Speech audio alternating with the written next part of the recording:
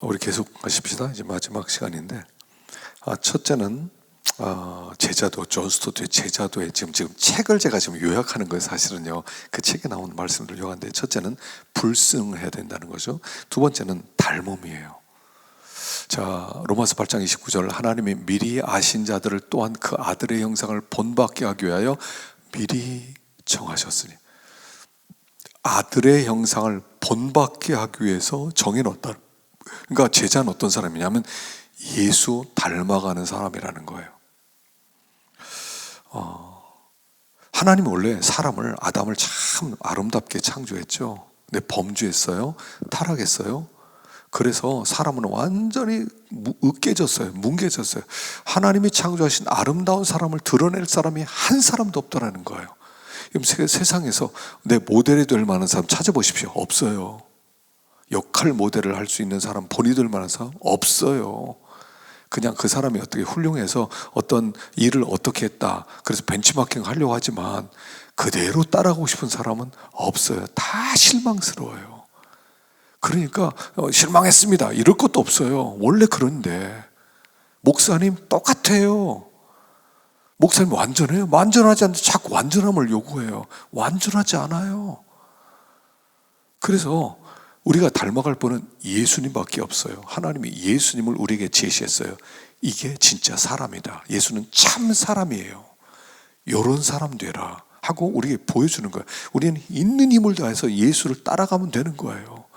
자, 예수님을 닮아가려면 어떻게 해야 돼요? 5가지가 있어요. 첫째, 자기를 비워 겸손하게 성육신하신 그리스도를 닮아가야 돼요. 성육신하신 그리스도.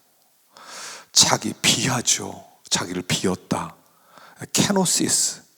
케노시스라는 말이 있거든요. 케노시스는 제가 다음 주에 설교할 내용인데, 케노시스는 비움이란 뜻이에요. 케노시스. 자기의 영광과 자기의 자격과 자기의 권리와 자기의 모든 것을 비우는 케노시스 영성이죠. 그래서 성육신에는 케노시스가 있었어요. 비움이 있었어요. 비움을 비하라고 하는 거죠. 자기를 낮추는 거죠. 그래서 하나님이 그를 승귀시키는 거예요. 비하된 사람은 승귀되는 거예요. 예수님은 자기를 비워서 성육신하신 그리스도죠. 이걸 본받아 너희 안에 이 마음을 품어라. 곧 그리스도 예수의 마음이니 예수님의 마음을 품어라. 두 번째는 섬김의 삶을 살았죠. 제자들의 발을 씻기며 섬김의 삶을 사셨어요. 예수님께서 주와 선생이 되어 제자들의 발을 씻겼어요. 그러니까 기독교는 높은 자리가 아니에요. 낮춰지는 자리예요. 점점 더 낮아져야 돼요. 더 낮춰지는 거예요. 세 번째, 죽기까지 내어주신 사랑.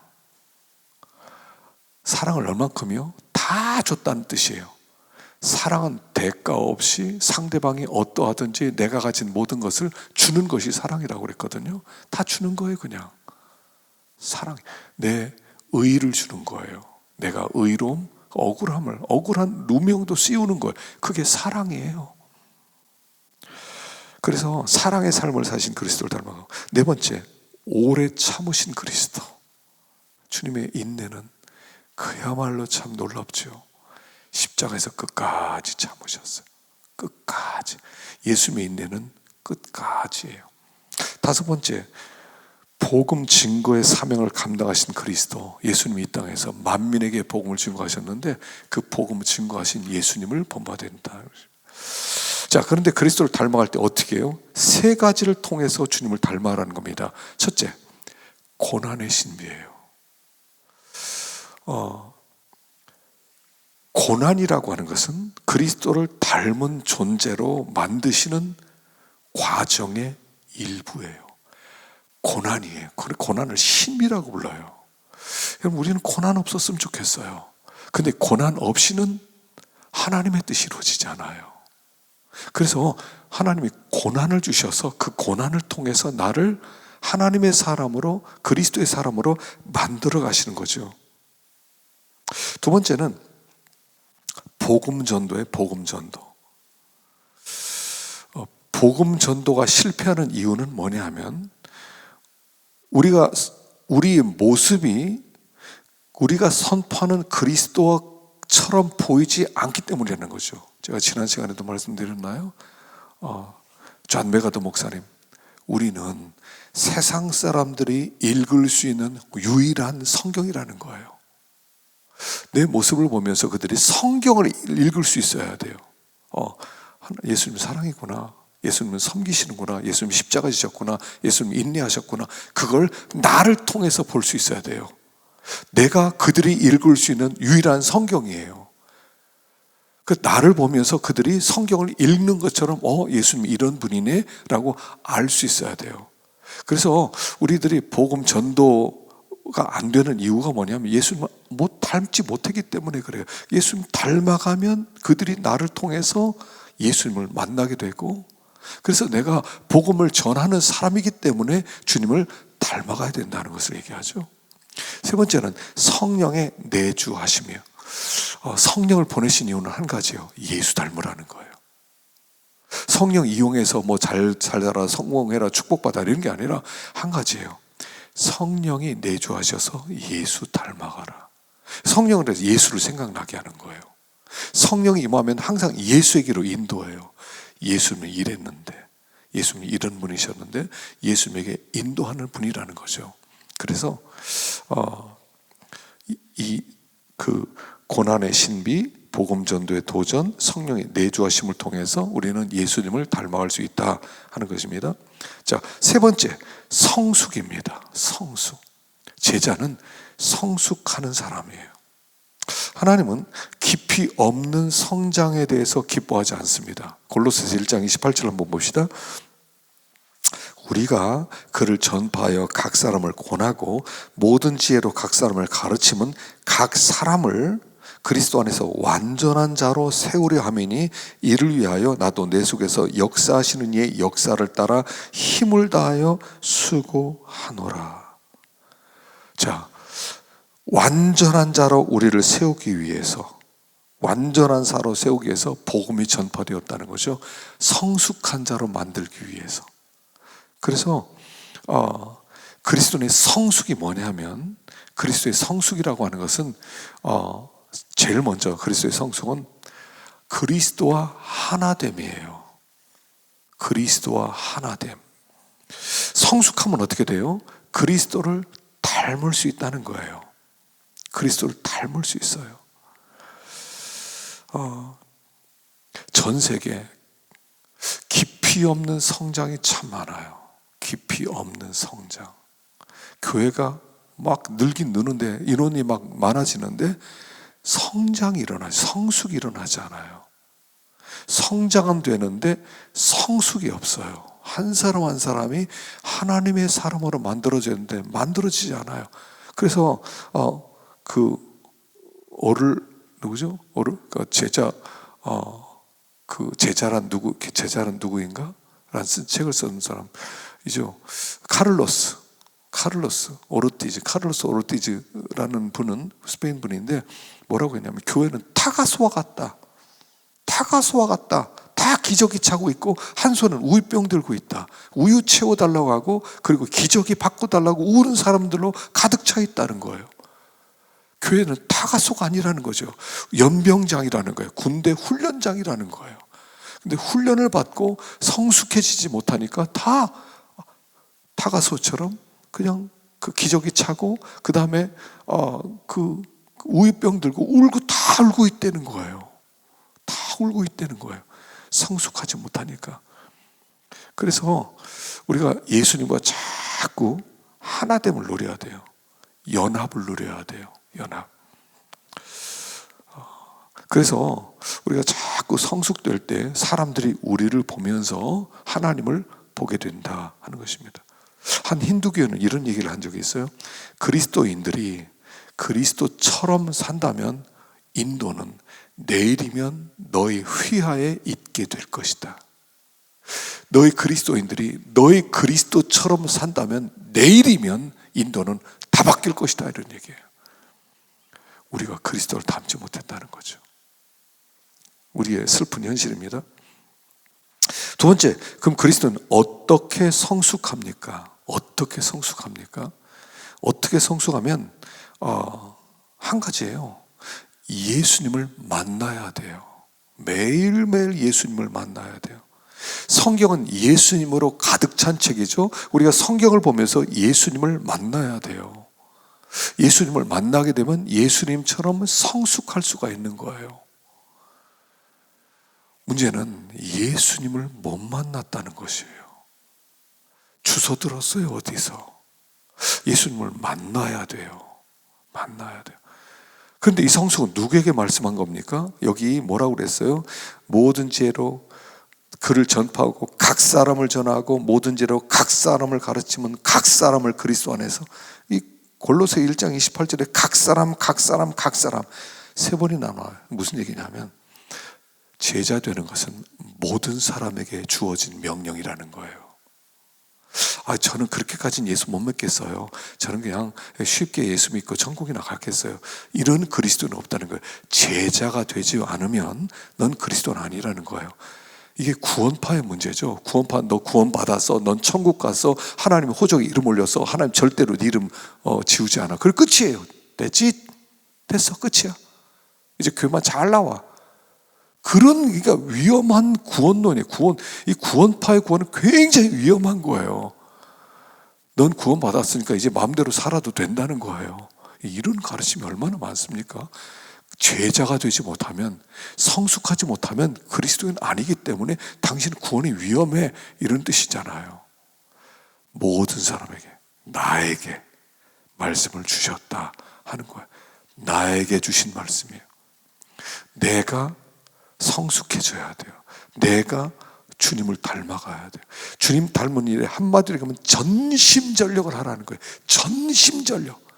우리가 기도하는 목적이 뭐예요? 예수님 닮아가기 위함이에요. 저는 제가 청년 때 저희 교회에서 신앙생활 할 때 이게 늘 마음에 새겨졌어요. 저희 교회는 새벽 기도회가 없었어요. 옛날에 그 4시에 이렇게 밤에 통행금지가 있었거든요. 그래서 4시가 넘으면 사이렌을 울려요. 그럼 사람들이 그때 비로소 다닐 수가 있었어요.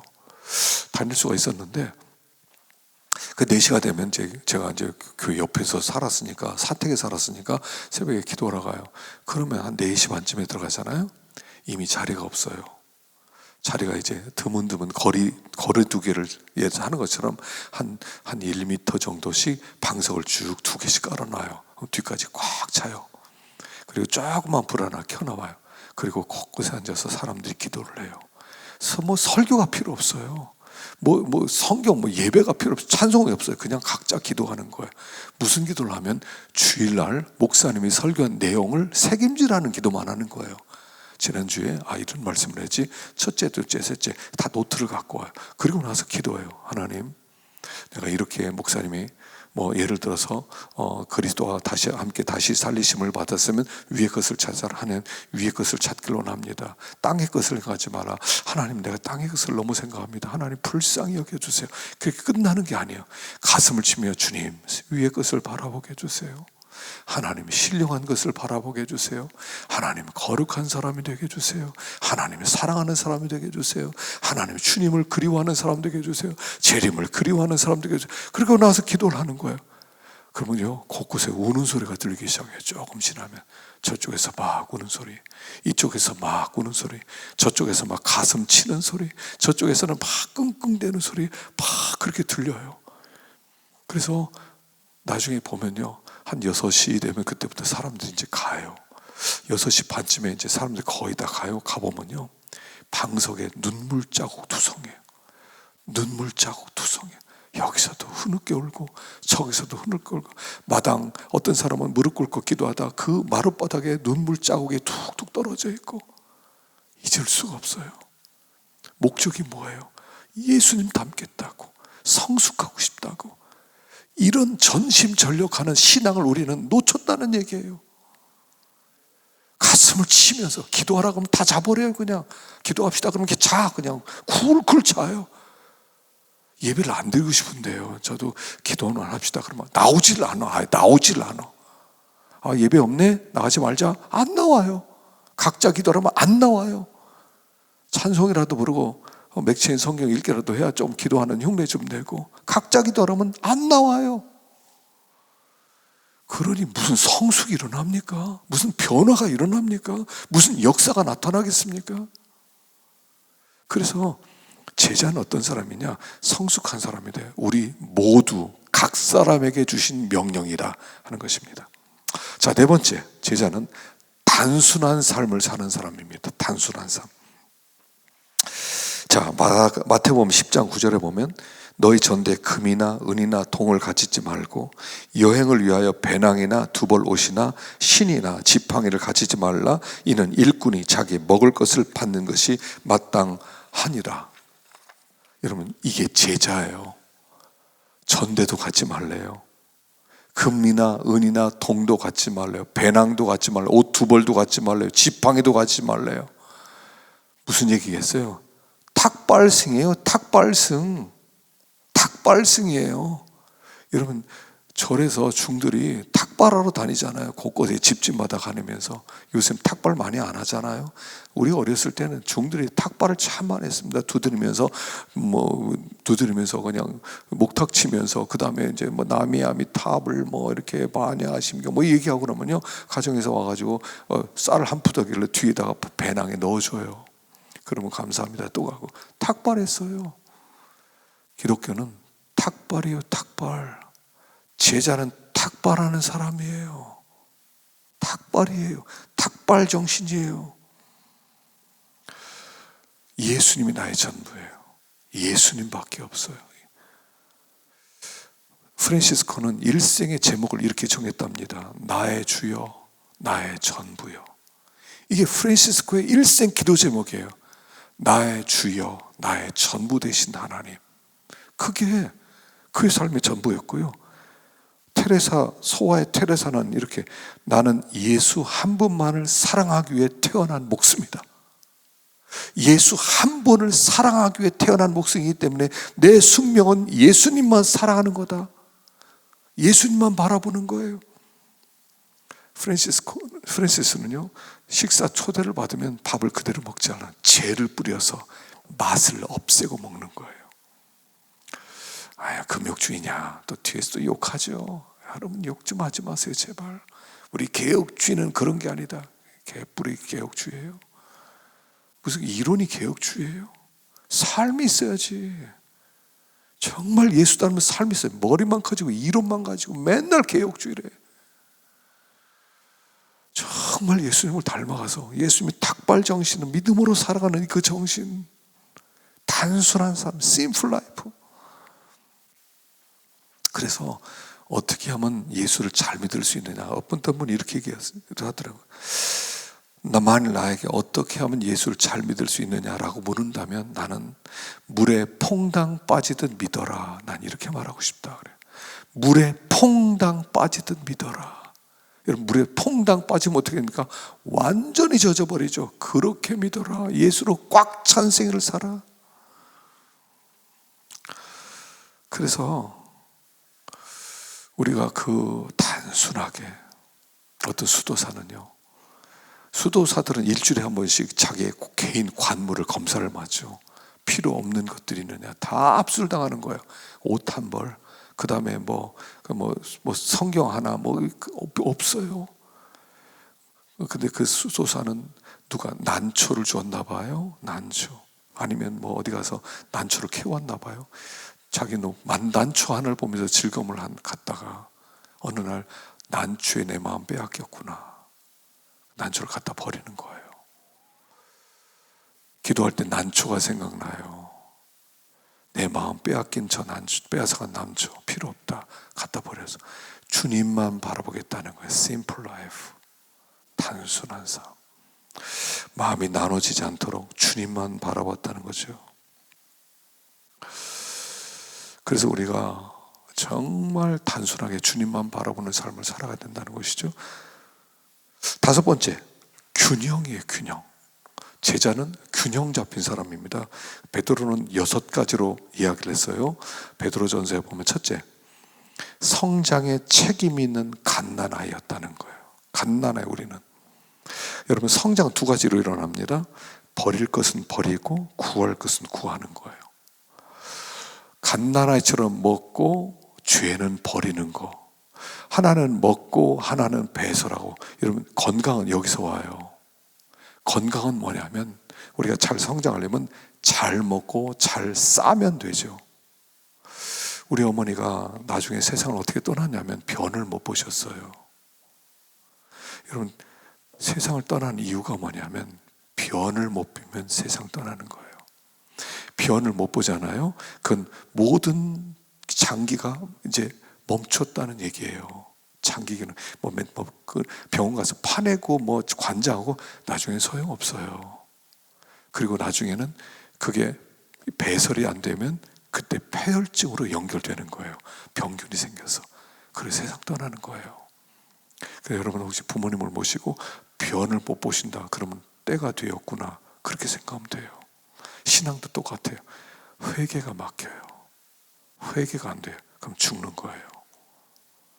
그래서 성장의 책임 있는 우리는 갓난아이다. 둘째, 교제의 책임 있는 산돌이다.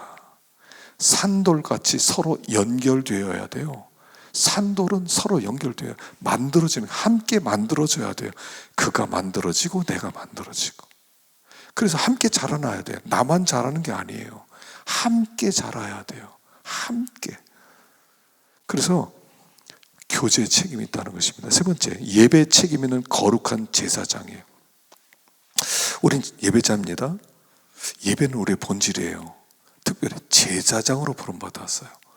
요즘 금요일마다 제가 기도하면서 우리 교인들에게 나누는 기도 제목 중에 하나가 뭐냐면 이 땅의 죄를 위해서 기도하자. 이 땅의 죄에 대한 책임이 우리에게 있는 줄 알고 기도해야 된다. 십계명 살인하지 말라, 가늠하지 마라, 도적질하지 마라, 거짓말하지 마라, 탐내지 말라. 그 5가지를 가지고 회개하고 있어요. 하나님이 이 민족이 살인자입니다. 이 민족이 간음자입니다. 이 민족이 도적질한 사람입니다. 이 민족이 사기꾼입니다. 지금 이 민족이 탐심으로 가득 차 있습니다. 이 죄를 어찌하면 좋겠습니까? 우리의 책임이에요. 저 사람이 죄 졌는데 나는 깨끗한데 그게 무슨 제사장이에요. 그래서 이 땅에 책임을 지는 제사장이 되는 거죠. 네 번째, 증거의 책임 있는 하나님의 소유된 백성이라는 거예요. 우리는 사람 낚는 업으로 부름받았어요. 복음은 사람을 살리는 유일한 하나님의 방법이에요. 유일한 방법. 그 복음을 나에게 주셨어요. 복음 전할 책임이 있다 하는 것이죠. 5번째, 이 세상을 지나가는 나그네들이다 하는 거예요. 잠깐 있다 우리는 본향 갈 사람이라는 거예요. 여러분, 순례자들이 우리 지나가는 거예요. 오늘도 지나가고요, 내일도 지나가고 다 지나가는 거예요. 고통도 지나가고 기쁨도 지나가고 즐거움도 지나가고 부함도 다 지나가기로 있어요. 근데 지나가면서 뭐 해야 돼요? 전염병 퍼뜨려야 돼요. 코로나에 걸리면 그 사람과 대화만 해도 코로나 걸려요. 전염력이 강해요. 복음의 전염력이 있어야 된다는 거예요. 복음의 전염력. 그래서 바울을 이 사람은 이 사람은 그 전염병 환자라고 얘기하죠. 전염병 환자다. 천하를 어지럽게 하는 사람이다 그러죠. 시민이 되어야 하는 하나님의 종. 우리는 하나님의 노예라는 겁니다. 하나님 앞에 절대적으로 순종하는 심부름꾼 대사들이다 하는 것입니다. 자, 마지막 6번째입니다. 제자는 죽음이에요. 죽음을 따라가는 거죠. 죄에 대하여 죽은 자들이 우리는 첫째, 죄에 대하여 죽었어요. 내가 그리스도와 함께 십자가에 못 박혔나니. 우리는 죄에 대하여 죽은 사람이에요. 또 날마다 스스로 죽는 사람이에요. 요한복음 12장 24절에 보면 내가 진실로 진실로 너희에게 이르노니 한 알의 밀이 땅에 떨어져 죽지 않으면 한 알 그대로 있고 죽으면 많은 열매를 맺느니라. 죽는 사람들이 우리 죽음으로 열매를 맺는 사람들. 안 죽으면 열매 못 맺혀요. 오늘도 죽어야 돼요. 복음 증거는 죽는 거예요. 죽으면 열매가 맺혀지고 안 죽으면 열매 못 맺혀요. 우리는 죽는 사람들이다 하는 겁니다. 그래서 죽는 과정을 십자가라고 말하죠. 십자가라고 말해요. 그래서 우린 죽은 사람들, 죄에 대하여 죽은 사람들, 또 죽어가는 사람들, 하늘의 밀처럼 죽어가는 사람들, 그리고 죽음을 기다리는 사람들이에요. 죽음을 기다려요, 우리가. 여러분, 죽음을 기다린다는 것과 재림을 기다린다는 말은 같은 뜻이에요. 여러분들이 재림을 기다리세요? 그럼 죽음을 기다리세요. 빨리 죽으셔야 돼요. 그래야 주님의 재림이, 내가 죽는 순간이 재림의 순간이에요. 얼마 안 남았어요, 재림이. 그래서 그렇게 주님을 따라가게 될 때 우리가 진정한 리더가 되는 거예요. 사람들 의를 보면서 나도 당신처럼 되고 싶습니다. 참 이게 아픔이에요. 예수 닮아가지 못하는 주제에 무슨 설교를 해? 무슨 목회를 해요? 무슨 목회하겠다는 거예요? 내가 죽으면 영혼들이 살아난다는 거 알고 철저하게 예수의 제자가 됩시다. 그럼 사람들이 나를 통해서 다시 주님께 나오는 그런 생명의 역사가 일어날 줄로 믿습니다. 자, 수고하셨습니다.